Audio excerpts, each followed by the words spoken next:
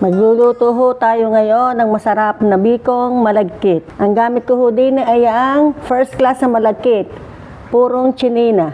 Pagkatapos ko ho aring maugasan ay atin na ho aring isasaing para ho tayong magluluto na ng kanin. Din ho sa kabilang kawali ay magluluto naman ako ng pinipig at akin ho aring pabubusahin. Ang dali naman ho aring bumusa. Nahangon ko na ho.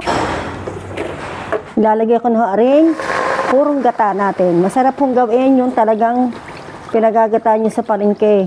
Dahil ito ay fresh. Fresh na fresh. Ilalagay na ho natin ang kalahating kilong asukal na pula. Siya ho natin aring papupulutin.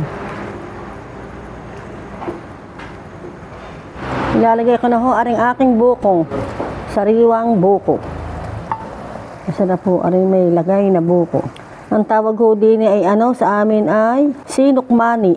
Sa iba ho ay biko. Din ho sa amin sa Batangas ay sinukmani. Lalagyan ko rin na kaunting asin. Lalagay ko ho aring aking nilutong pinipig. Masarap din ho aring lagyan ng pinipig. Buko at pinipig ho ang pinagsama ko din. Pagkagarnihong garning kalapot na ho at malapot na ho, saka ko ho ilalagay aring ating isinaing na malagkit. Dahan-dahan ho natin hahaluin.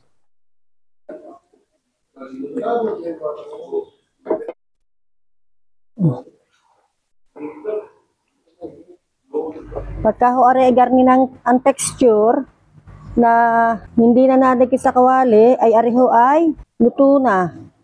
Ariho lutong-luto na. Ilalagay na ho natin dito.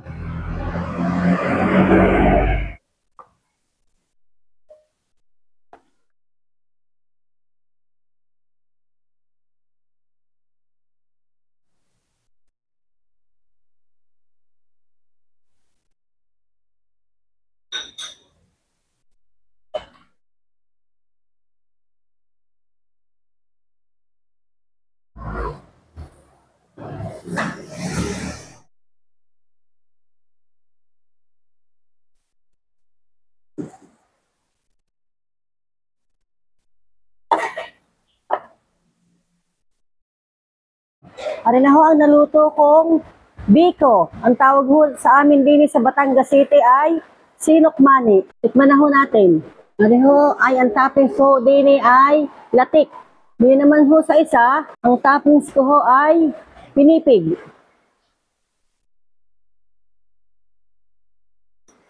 Okay na ho. Sarap ho. Kain na ho kayo din sa amin.